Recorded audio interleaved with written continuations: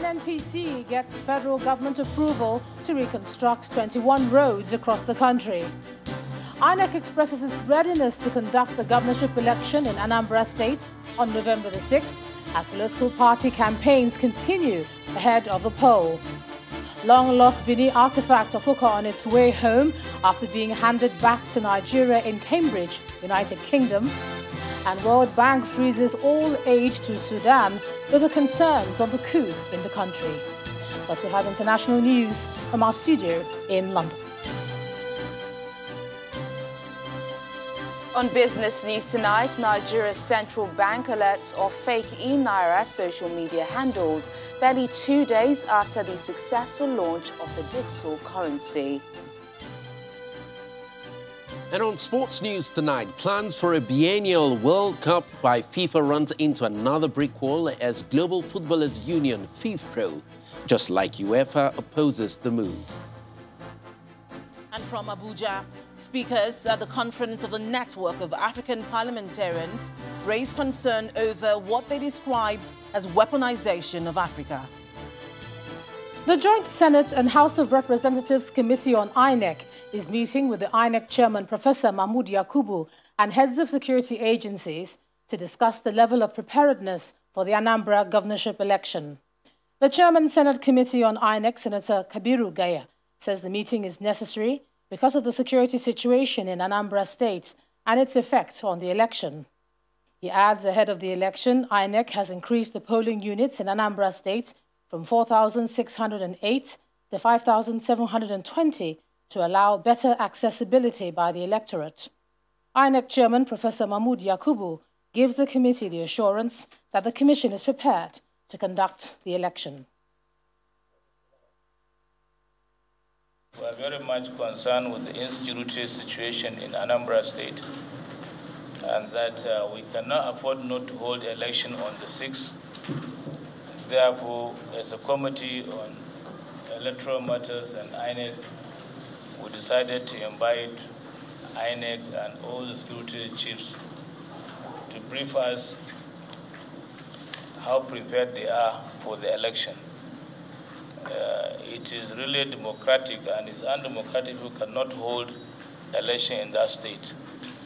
Therefore, there is really a need, and it's very essential that INEC must be prepared to hold election with the support of all the security agencies in the country. INEC is ready for the Anambra governorship election in the next 10 days. That is on Saturday, 6 November 2021. When we release the timetable for the election on the 19th of January this year, we identified 14 activities that had to be accomplished leading to the election, from the publication of notice to election day. And as of today, we have successfully accomplished 12 out of the 14 activities on schedule. We have recovered from the series of attacks on our facilities. And I'm happy to say that we have deployed all the non-sensitive materials, not only to Oka, but to all the 21 local government areas. We have trained the requisite number of ad hoc staff for the election. And we have also mobilized the transport owners for electoral logistics. And ahead of the November the 6th governorship election in Anambra State, the deputy governor of the state, Nkem Okeke, who recently defected to the All Progressives Congress, has predicted that the APC governorship candidate, Senator Andy Uba, will win the forthcoming elections. He made the statement in Njikoka local government area while addressing some party supporters in continuation of Senator Uba's campaign. For the APC governorship candidate, Andy Uba, he gives the people the assurance of his fulfilling his electoral promises if elected. After a brief photo session on arrival at the Enugu airport, the Anambra State APC governorship candidate, Senator Andy Uba, and the deputy governor of the state, Nkem Okeke, who recently defected to the APC, set out for the campaign rallies.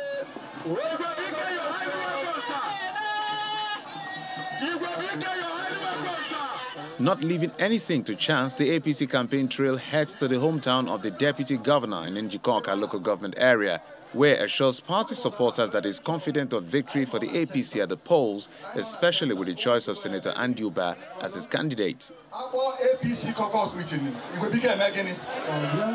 What we want for Njikoka local government is better development. What I want for our people in Anambra State is to be connected to the center, so that when APC caucus meeting is convened in Abuja, our own Andy Ubah will be there. I'm here to serve you all. I want to serve my people. That's my joy. Andy Ubah will emerge the next governor of Anambra State. Please support him to be the next governor of our darling state. Senator Ubah, while commending the people for their support, makes a case on why he should be trusted with the leadership of the state as he decries the deplorable state of infrastructure in Awka municipality. You can see what is going on right now in Anambra State. We're in a mess. We're in a big mess. Now, God has said me, by God's grace, that will change Anambra. It will not be the same. Anambra, everything will change, from security, education, agriculture, infrastructure, local government. We look at it in 6 months. That way, people will be able to work and develop the state.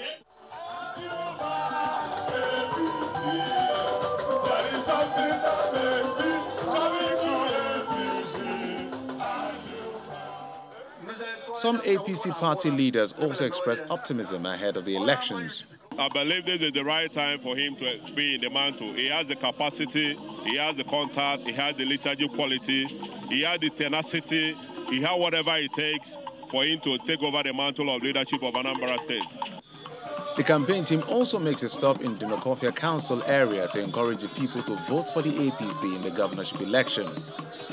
As the November 6th governorship election in Anambra State draws closer, expectations are high from the electorates to vote in their preferred candidates. To legal matters now, the Federal High Court in Abuja has granted Grace Tiger, an alleged accomplice in the multiple fraud case involving Process and Industrial Development Limited, bail in the sum of 30 million naira. In perfection of her bail conditions, she is expected to produce 2 sureties in like sum with proper means of identification.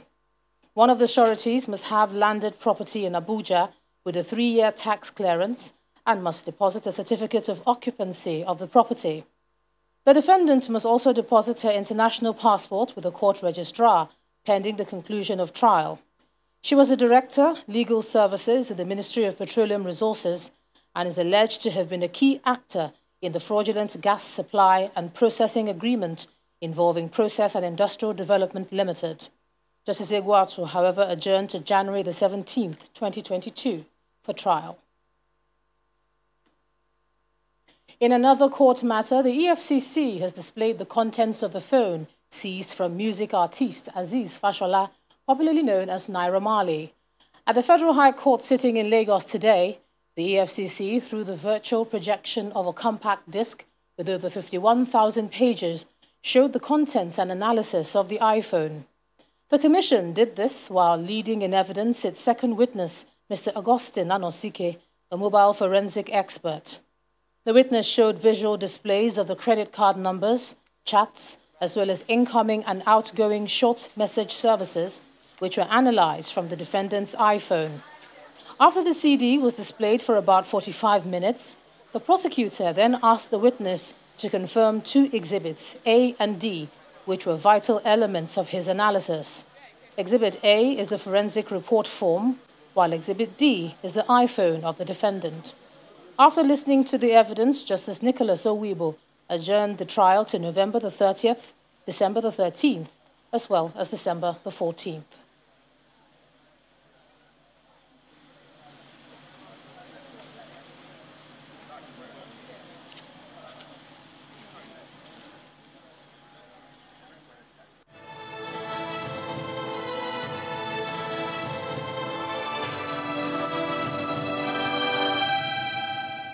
As the Yuletide draws closer, the Lagos State government has raised an alarm over the possibility of a 4th wave of COVID-19. In a bid to tackle the resurgence of the virus, the state government has launched a mass vaccination campaign targeting 4 million residents before the end of the year. The state governor, Babajide Sanwo-Olu, who launched the campaign today at an event in Victoria Island, said residents from 18 years and above were eligible to be fully immunized with the COVID-19 vaccine. In a statement, Governor Sanwo-Olu says there's potential for a fourth wave of COVID-19 as the state's borders will be open to everyone coming in December.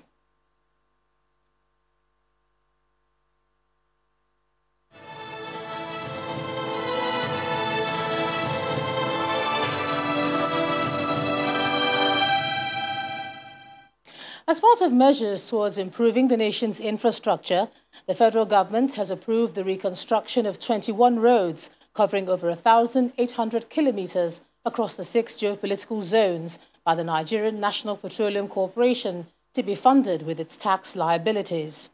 The approval was given at the Federal Executive Council meeting today, presided over by the Vice President, Professor Yemi Osinbajo, at the State House. Addressing State House correspondents after the meeting, the Minister of Works and Housing, Babatunde Fashola, said that 9 of the roads are located within the North Central Zone, particularly Niger State, where major gridlocks persist. Our State House correspondent Gloria Umezoke reports. Presiding over the virtual Federal Executive Council meeting in the absence of the President, who is away on an investment summit in Saudi Arabia, the Vice President, Professor Yemi Osinbajo, has about 8 ministers in attendance. The Council in the end approved that the Nigerian National Petroleum Corporation Limited reconstruct 21 federal roads across the country, primarily to halt disruptions to fuel supply. Petroleum energy distribution is being impacted positively and negatively, as the case may be, by the transport infrastructure, which is ministerial mandate for. So NNPC has sought and Council has approved today that NNPC deploy tax resources to 21 roads, covering a total distance of 1,804.6 kilometers across the 6 geopolitical zones.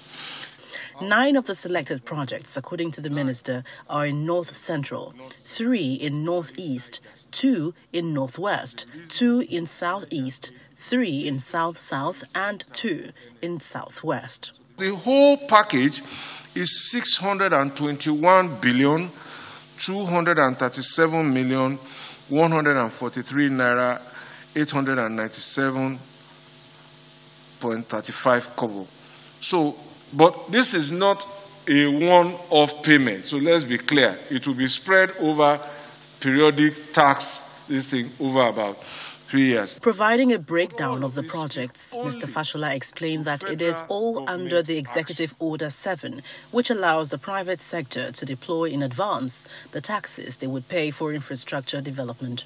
Now, Dangote Group was the first to take advantage of the Executive Order 7 of 2019 to fix the Obajano to Kaba and Apapa to Oworonshoki Road from its income tax, and then 5 other road constructions approved by the council this year. Now, there are other interested players, according to the minister, who have also indicated interest towards reconstruction, and they might be concluding the details for possible approval by the council in no distant time. Gloria Umezoke, Channels Television News.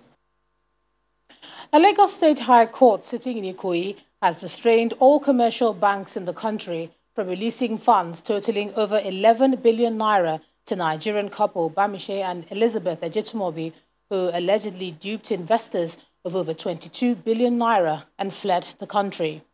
The court also granted an order restraining the couple and the companies linked to them, Imagine Global Holding Company Limited and Imagine Global Solutions Limited, from accessing funds totaling 11,795,090,000 naira in their accounts, pending the hearing and determination of the suit against them.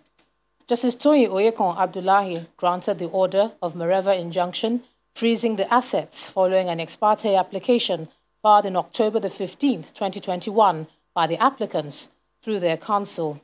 A Mareva injunction, also known as a freezing of asset protection order, is one granted to prevent a defendant from dealing with the assets, moving or dissipating them while legal proceeds are on. The applicants are aggrieved Nigerians who heavily invested their funds in Imagine Global, and according to court papers, the over 11 billion naira is the outstanding investment and return on investments accruing to them from the defendants.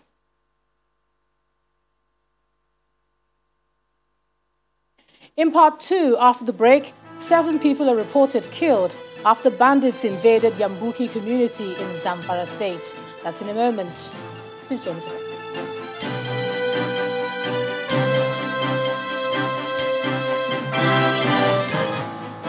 Welcome back. If you've just joined us, you're watching the news at 10 on Channels Television, coming to you live from Lagos. A reminder of our top stories. NNPC gets federal government approval to reconstruct 21 roads across the country. INEC chairman expresses readiness to conduct the governorship election in Anambra State on November the 6th as political party campaigns continue ahead of the polls. The long-lost Bini artifact Okoko on its way home after being handed back to Nigeria in Cambridge, United Kingdom. And World Bank freezes all aid to Sudan over concerns about the coup in the country.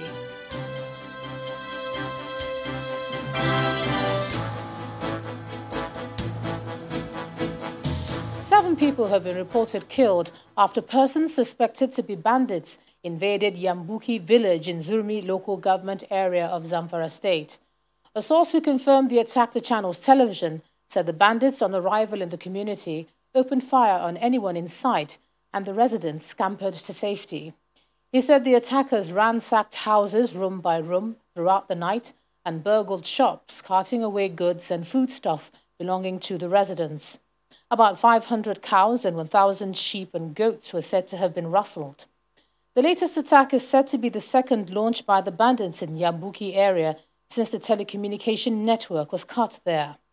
The police command in the state is yet to comment on the incident, as the spokesperson Mohammed Shehu did not respond to several phone calls by our correspondent. More successes are being recorded in the quest to have artifacts looted from the country during the colonial era returned. The latest is a bronze cockerel statue, which was handed to the Nigerian delegation today by the University of Cambridge in the United Kingdom. The statue, known locally as Okoko, was looted by the British colonial forces in 1897 and given to Jesus College in 1905 by the father of a student. However, students at the world-famous university had campaigned for the artifact to be returned, and the college's Legacy of Slavery Working Party concluded in 2019 that it belongs to the current Oba at the Court of Bini. Leading the Nigerian delegation nominated to receive the historic artifact, the Nigerian High Commissioner to the United Kingdom, Ambassador Sharafa Ishola, says the achievement is a first step in the century-long conversation to retrieve the artifacts. On his part, His Royal Highness Prince Eredua of Benin Kingdom says today's retrieval is a strong message to other institutions and governments in possession of Nigerian artifacts to take a cue from Cambridge University.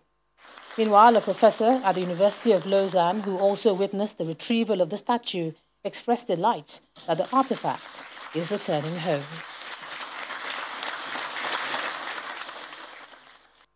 We have started a journey that has really commenced after so much efforts to bring our artifacts back home.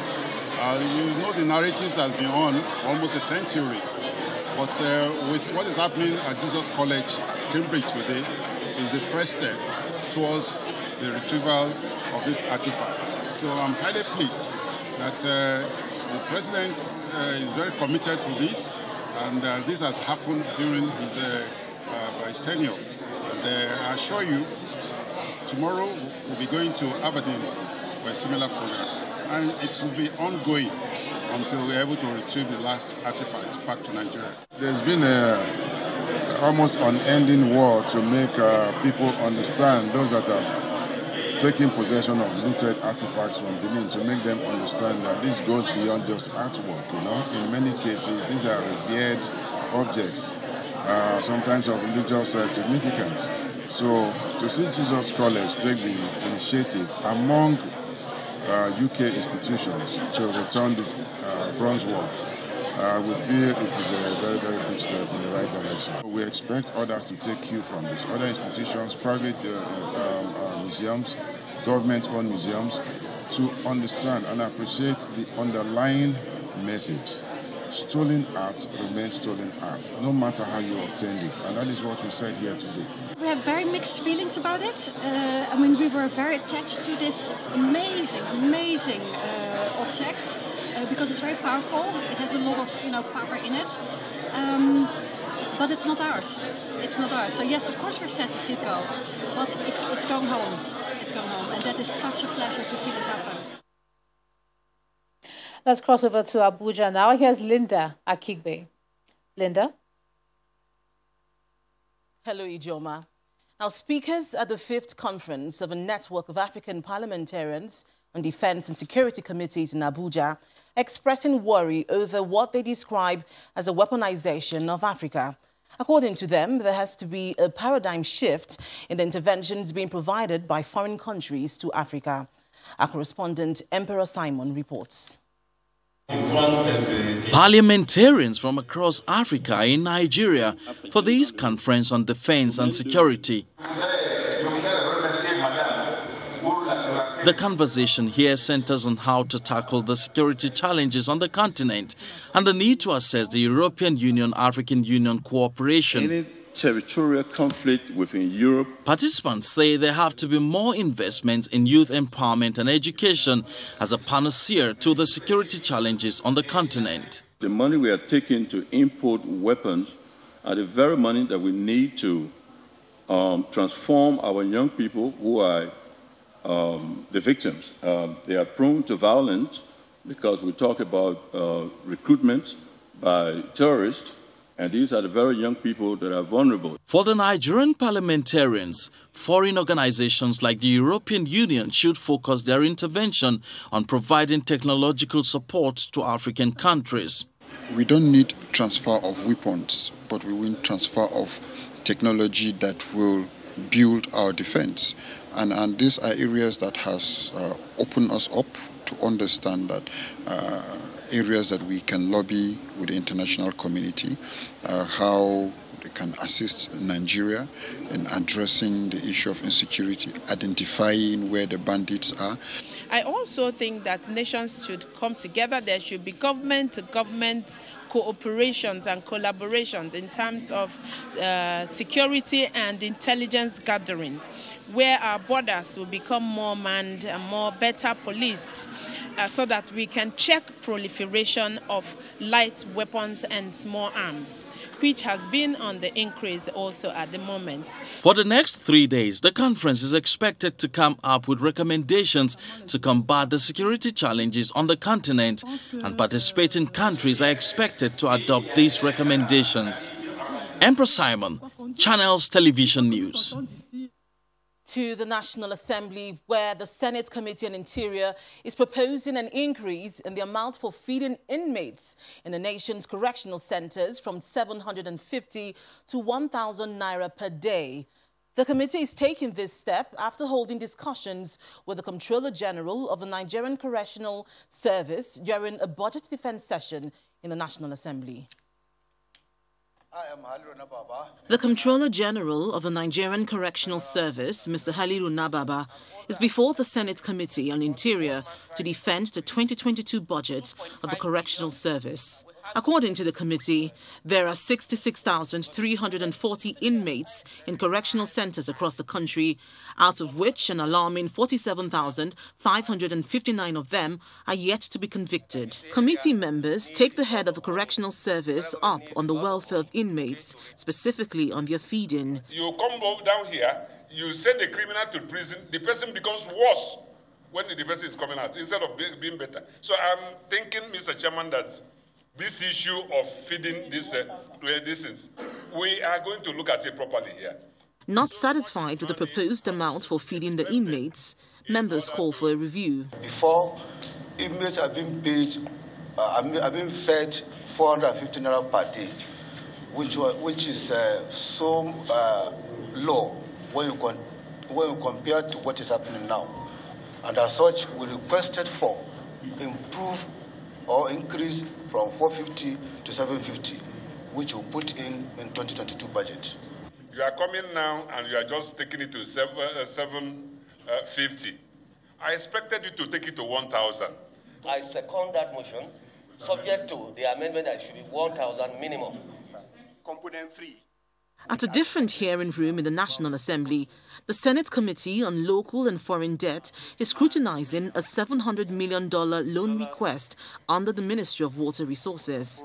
The loan is for an initiative called the Sustainable Urban and Rural Water Supply, Sanitation and Hygiene, which was negotiated with the World Bank and is expected to deliver improved water sanitation and hygiene services to schools and healthcare facilities. But committee members have concerns about the loan.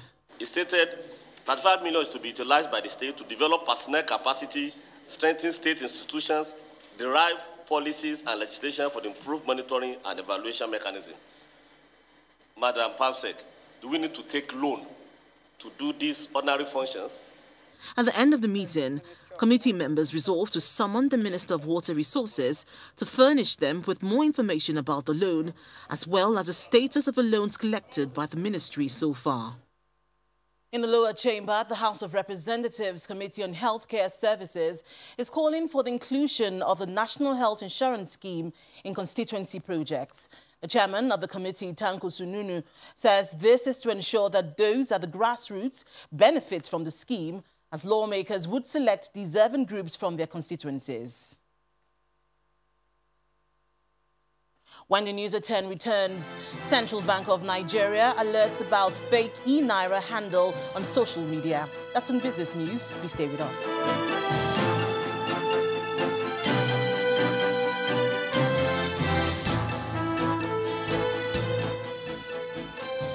Welcome back. We take another look at some court stories. A Federal High Court, Abuja, has given an interim order freezing all bank accounts of Benue State government maintained in some banks in the country following its inability to pay back a 333 million naira loan borrowed in 2008.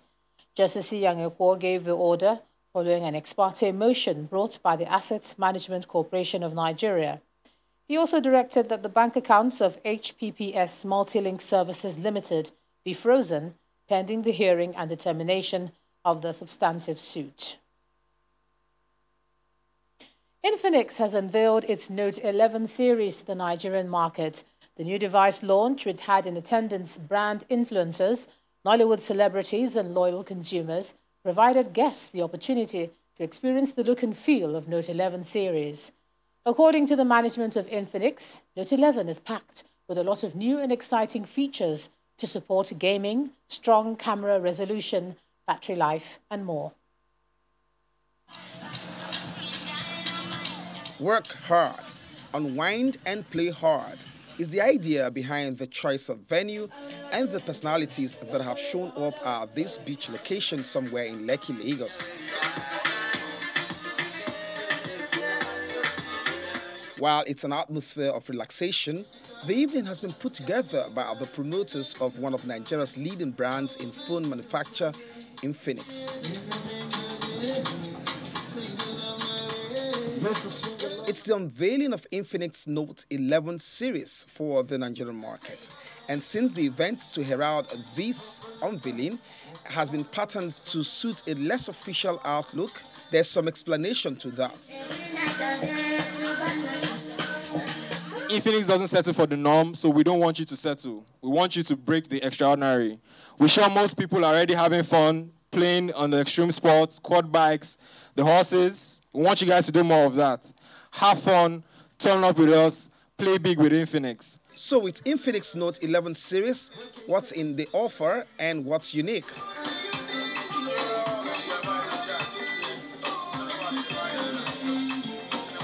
First of all, it has an impressive 6.95-inch screen, which captures awesome images in wide shots.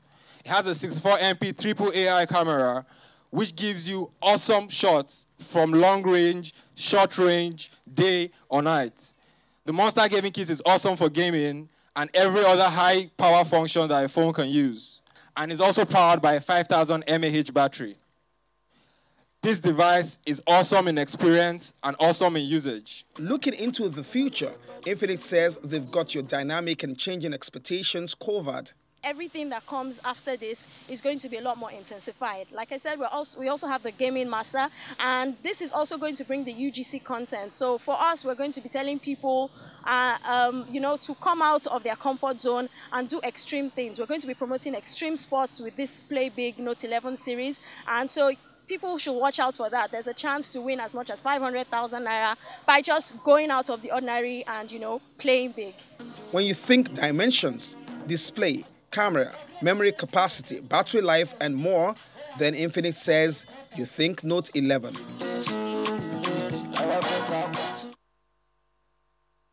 For some more business news, here's Teniola Shobowale.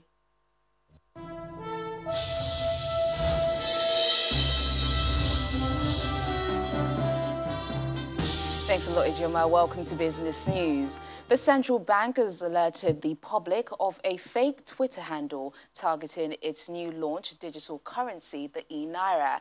This is coming barely 2 days after the financial markets regulator successfully launched the e-Naira, which placed Nigeria as the first country in Africa with a central bank digital currency.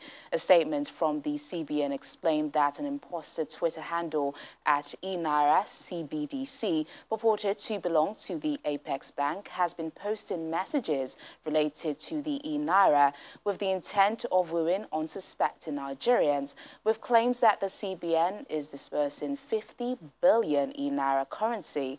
Meanwhile, the CBN says its official social media handles for the e-Naira is My e-Naira for Facebook, Instagram, and YouTube. Meanwhile, the CBN and its stakeholders are set to engage groups of women and youth in selected states across the country in order to facilitate their economic empowerment and digital financial inclusion. A statement from the CBN mentioned that the program is also aimed at implementing the bank's framework for advancing women's financial inclusion in Nigeria and improve access to financial products and services amongst vulnerable segments of the Nigerian society. The Digital Financial Inclusion Drive, which is scheduled to commence on November the 1st to the 5th in Gombe State, is the first of 6 engagements expected to cut across states with high numbers of financially excluded women and youth. The International Labour Organization is projecting that global hours worked this year will be 4.3% below pre-pandemic levels, which is a dramatic revision from the 3.5% or 100 million full-time jobs projection made in June. In its latest publication on COVID-19 impact on global jobs, the ILO warns of a great divergence between developed and developing countries, saying it will persist without concrete financial and technical support. The UN agency mentions that Africa, the Americas, and Arab states showed declines of 5.6%, 5.4%, and 6.5% respectively, which is largely driven by major differences in the rollout of vaccinations and fiscal stimulus packages. Well, let's check in on the stock market now. Investors' sentiments in the domestic bourse turned negative following sell-off on the shares of FBN Holdings amid a widely positive market breadth. John Mekwa tells us more.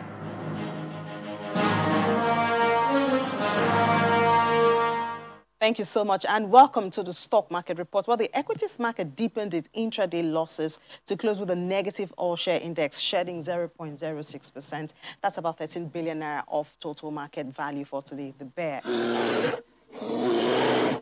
Well, after gains 4 weeks, now investors are set to take profit. And being a shining star has a downside. So we see a lot of interest in FBN Holding with over 75 million of its shares traded for over 898 million naira, placing it as one of the top trades for today. It shed 6.05% from its share price to close at 11 naira 65 kobo. But its counter, that's the banking counter, made it to the green territory.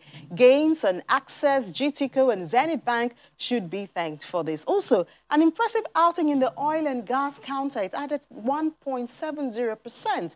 This is attributed to favorable movement in Total. Total share price was up 5.07% to close at 220 naira. The market closes in the negative territory after over 10 positive sessions. So let's call this a pullback for a comeback. As the market bread ends positive today also. That's the stock market report. I'm Ini John McQuarrie.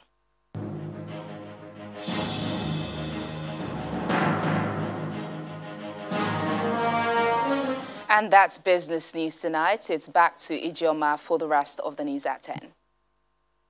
Thanks a lot, Seniola. Still ahead on the news at 10, World Bank freezes all aid to Sudan over concerns on the coup in the country. That's other international news from our London studios. Do stay with us. Welcome back. The World Bank has suspended its aid to Sudan following Monday's military coup against the civilian government. The president of the World Bank, David Malpass, said in a statement that he was very concerned about recent events in the country and feared the dramatic impact it could have on the country's social and economic recovery development. Simon Pusey has more in Around the World in 5. Good evening and welcome to the Channel Studios here in London with your international news around the world in 5. Brazilian senators have voted to recommend charging President Jair Bolsonaro over his handling of the devastating COVID pandemic. The investigation lasted 6 months, with the committee approving a 1,300-page report on the government's failings during the crisis. The report also recommended bringing charges against 2 corporations and 77 other people, including 3 of the president's sons. Mr. Bolsonaro has insisted his government did the right thing and says the recommendations were driven by political and electoral motivations. The US Secretary of State, Antony Blinken, has spoken with the deposed Sudanese Prime Minister. Abdallah Hamdok and his wife were released from detainment on Tuesday after the military coup in the country Monday. The Secretary welcomed the Prime Minister's release from custody and reiterated his call on Sudanese military forces to release all civilian leaders in detention and to ensure their safety. For the 3rd day running, there have been protests against the military takeover. Here, people marching in the northeastern city of Atbara. Hong Kong's legislature has passed a new law banning films deemed to violate China's national security interests, the latest blow to freedom of expression in the territory. Punishment for violating the law includes up to 3 years imprisonment and $130,000 in fines. Critics say the legislation will stifle the vibrant local film industry. Last year, China imposed a national security law on Hong Kong that effectively outlawed dissent.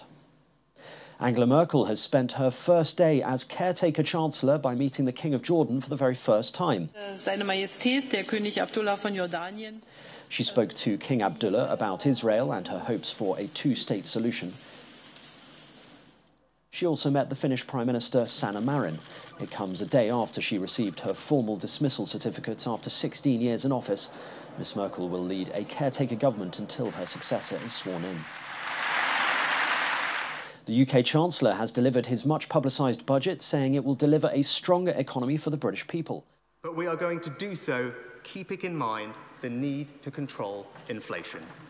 If anybody... Rishi Sunak announced that the national living wage will go up from £8.91 per hour to £9.50.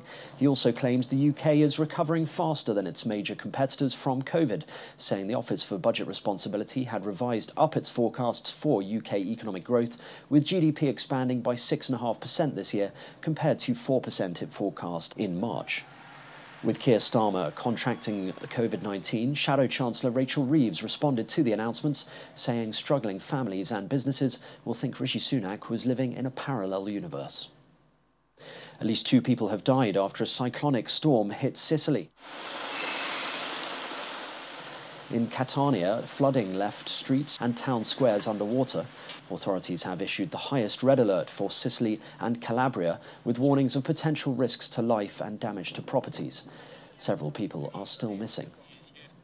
With 100 days until the start of the Winter Olympics, China is promising a simple and safe 2022 Games. Beijing will be the first city to stage both summer and winter games, but the event has to contend with coronavirus pandemic and calls from human rights groups for a boycott. All participants will be subject to a daily COVID-19 tests. Unlike this year's Tokyo Summer Games, local spectators will be allowed at events in and around the Chinese capital. Stolen 19th century treasure makes up 26 artifacts from Benin to be displayed in a French museum in Paris before returning to their original country. The collection is called Abomey Treasures and includes thrones, altars and royal statues that were plundered by the French army during the sacking of Abomey Palace in 1892. It will be presented to the public until Sunday as part of an event celebrating the arts and cultures of Benin. Once back home, the artifacts will be displayed in the country's Abomey Museum. And finally, an Italian airport in Rome has presented a new air taxi that will allow people to arrive in the city centre in just 15 minutes. It is a joint collaboration with a German company for the Volo City project to transport people and goods through drones. The new battery-powered service, which promises to allow users to travel in luxurious comfort, is set to be launched in Italy within 3 years. And that's your international news around the world in 5. Now back to the Channel studios in Lagos. Welcome to Sports News. The head of Global Footballers Union, FIFPro, is confident a plan to hold the Men's World Cup every 2 years is dead in its tracks and insists FIFA should do more to promote the women's version instead. FIFA will hold a summit in December with President Gianni Infantino still hoping to find consensus on plans to stage the men's tournament more often than the current 4-year cycle. However, opposition has been so widespread from leagues, players and supporters groups that the chances of a biennial World Cup actually happening appear remote. We do need reforms, that's no question. I mean, if we just carry on like this, football in many parts of the world will not evolve, and the players at the top end will be run dry, and the players further down will not get enough football. And women's football will be a little bit stalled in its tracks because we don't give it the right platforms that it needs, which might be very different from men's football, to evolve. That's the process that really needs to be started now. And that's what we've told FIFA we'd expect to do now. And if they don't do that, then they probably can't count on our support. Now moving on to results just in from the Carabao Cup. Lucas Moura headed Tottenham into the quarterfinals of the Carabao Cup in a traditional hard-fought 1-0 win over Burnley at Turf Moor. Divock Origi's audacious scorpion kick helped Liverpool book their place in the Carabao Cup quarterfinals after seeing off Championship side Preston 2-0 at Deepdale. Brentford advanced as first-half goals from Sergi Canos and Ivan Toney secured a 2-1 win at Stoke. West Ham ended Manchester City's 4-year hold on the League Cup with a 5-3 win on penalties after a goalless draw at London Stadium. Now, Prime Minister Scott Morrison and Victoria Premier Daniel Andrews appear at loggerheads as the Australian Open vaccination debate rages on. The Prime Minister on Wednesday said unvaccinated tennis stars would be welcomed into Australia provided they complete 2 weeks in quarantine. But hours later, Andrews emphatically ruled out seeking any exemptions for unjabbed players. Victoria's position is a blow for Tennis Australia, who want a strong field for the tournament in January. Defending champion Novak Djokovic has declined to disclose his vaccination status and said last week he might not play at the tournament. And that will be all on Sports News. Thanks, Kayode. And the main news again. NNPC today got the Federal Executive Council's approval to reconstruct 21 roads across the country. This approval is under the federal government's tax advance for infrastructure development. That's the news at 10 tonight. Thank you for staying with us. I'm Ijoma Bunyato. Good night.